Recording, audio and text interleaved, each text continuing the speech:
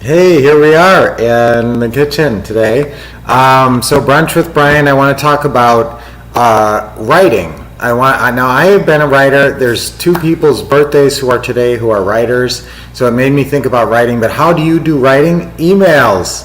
So I'm going to talk about emails. You know, the state of writing in today's world is not, what it used to be. The writers that their birthdays today is Ernest Hemingway. It's Ernest Hemingway's birthday today, and maybe not a writer in the traditional sense, but Cat Stevens, one of my favorite musicians, and he wrote some awesome songs. And so he wrote melodies and he wrote words. And so what do you normally write? So what is the extent of your writing capacity? It's probably you send emails. So you write a lot of emails. So what are my best email tips? I got 3 main email tips for you, and this will help you write better emails, get better responses from your emails, get people to respond to your emails better, have a more positive response when they do respond. So I've thought about a lot of this stuff because I'm a writer, and some of you guys know that we lived in LA for 7 years, and I wrote over 20 feature-length scripts, feature-length movie scripts, and I wrote about a dozen TV episodes. And so I got really good at writing how people talk. Now that's great because when we got into the real estate, I could write all the scripts we needed, and our scripts are the absolute best anywhere because of that. Because for 7 years, I'm a smart guy to start, kind of half smart anyway, and I worked on a thing. If you're half smart to start and then you just work and devote yourself on something for a long time, you're going to get better at it. If you're learning from the right people, I'll put that little caveat in there. So when you're writing your emails, what are the professor's 3 key tips on writing your emails? All right, well, number 1, I'm going to say start and end with enthusiasm, okay? We talk about this on a call, starting and signing off with enthusiasm. So sign on and off with enthusiasm. So when you write someone an email, if it's not just a 1-sentence email, but that would be a text probably. So usually when you go to email, and some of these exact things apply when you're writing a text. So number 1 though, you got to know emails can be misread. And if you start though friendly and you end friendly, then everything in the middle will be interpreted more or less as friendly. But if you don't have the friendly in the front and the friendly at the back, all of a sudden somebody could read that same message and take it completely the wrong way and be actually annoyed or worse at you after reading an email that you thought was innocuous or even friendly. But people are in different moods when they read stuff, and everybody reads stuff differently. So always say in the beginning, hey, how's it going? Did you have a nice weekend? I mean, you don't need a lot. I hope you had a great weekend, or how's your day going today? Try to think of something beyond just that. Something and that's why you build rapport with people. So if this is someone you're communicating with a lot, you should know, like, how's the kids doing, or how's your dog? I know you had to bring him to the vet. So then you have pleasantries to start and to end with, okay? But if you don't have that, think of something nice, just like hope you had a great weekend if it's Monday. If it's Friday, have a great weekend at the sign-off. So again, something in the beginning, like hope you had a great weekend, or how's everything going today, hope you're having a great day, just something like that, okay? Then at the end, have a great evening, bless you, or whatever, some nice positive sign-off. Looking forward to seeing, that's the one I use a lot. Looking forward to blank, seeing you tomorrow, looking forward to talking tomorrow, looking forward to getting your email back, whatever. Looking forward to something.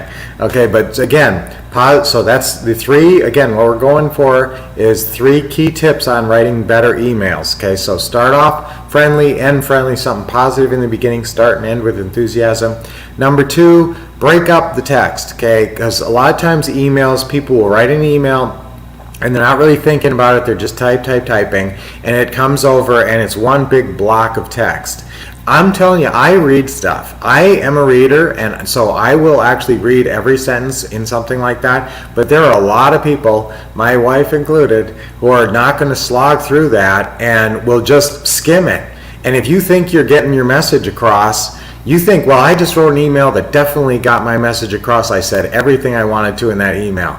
Okay, well, that's great, but was everything read? Was any of it read? Did somebody look at it and just go, wow, that's a lot to read, and just kind of say, well, I'll look at it later, and then they just kind of ignored it. So, guys, I want you to be aware of breaking up your paragraphs. So I wouldn't put, this is kind of a good rule of thumb, don't put more than 3 or 4 sentences in any paragraph before you take a space and have a space in between.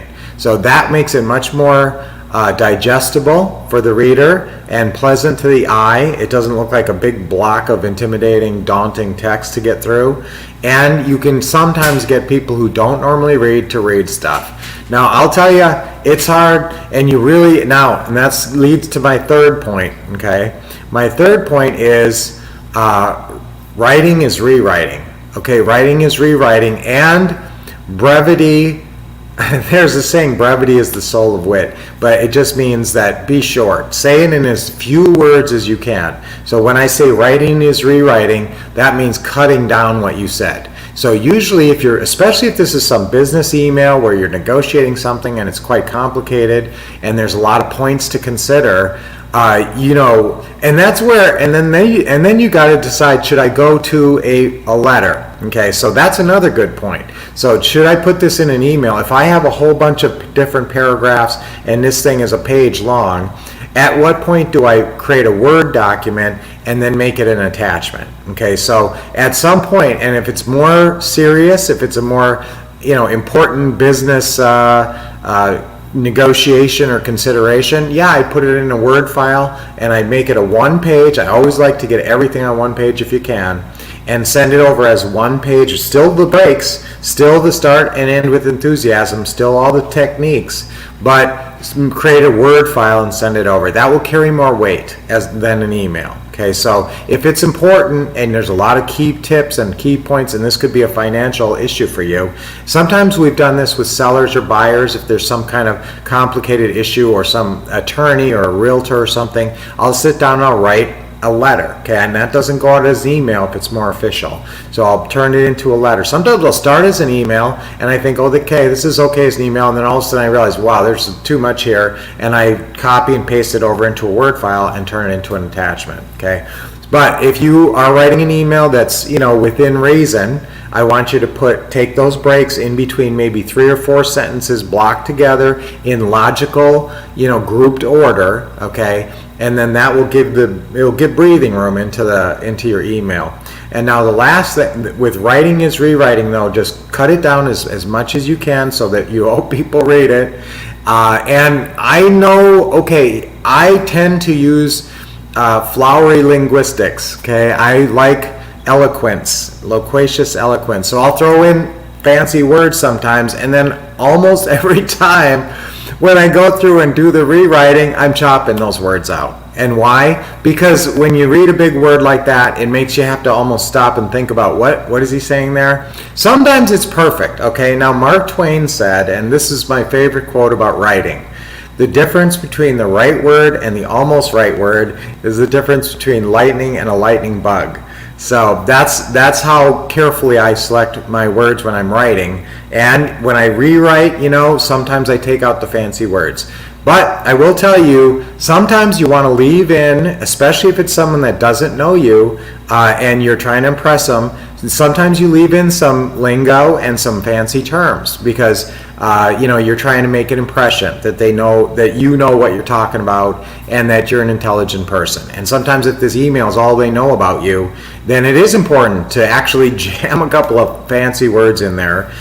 So yes, I do believe in fancy words as well. Okay, so those are my 3 big tips for writing your emails. Again, number 1 was start and stop with enthusiasm, and if it's a big important thing, remember, make it a Word file, but you still start and stop with enthusiasm. Then break up your thoughts, maybe 3 or 4 sentences per paragraph and then a space between. And then the last thing is writing is rewriting. Go over it. Don't just ever write anything one time and just send it off unless you're in a massive hurry. write it and then go over it a couple of times. Now, when I was writing screenplays, guys, I would write the whole first draft in a month and then rewrite it for 6 months. So writing is rewriting. I want you to get these emails right, especially when they're important. So those are my best tips on writing emails. Every email you send out should have start and end with enthusiasm, because then you know people are reading it the right way and you're spreading enthusiasm in the world. And enthusiasm is contagious. We love that. So I'm going to write great emails now. Okay, that's our affirmation for today. I'm going to write great emails now. I'm going to write great emails now. I'm going to write great emails now. Yeah. All right, that sounds good. So let's take our deep breaths. Nice deep breath in. With a big smile. Always a big smile. You look so much more attractive with a smile. You know, just deep breath in, hold it, and one more deep breath in. Hold it, and this is a funny tip, but look at yourself in the mirror. And, you know, normally you look in yourself in the mirror and you're just, you know, looking to put on makeup or shave or comb your hair or something like that. But look in the mirror and smile, and look how different you look, and look how much nicer, you know, this versus that. You know, you just look more attractive and friendly and nice. So, guys, great tips today. As always, I went on longer than I thought, but I'm a writer. So until I see you next, keep expecting success tomorrow. We're going to have a big day today, and then tomorrow, let's have a great weekend. Let's set ourselves up for an awesome weekend. So until I see you tomorrow, keep expecting success. So, hi, everybody. Hey, Lynette, WL, Nick, and oh, look at all those positive signs. And Ken, great to see all you guys, as always. So until I see you tomorrow, keep expecting success, getting awesome training, and of course doing what? Lynette's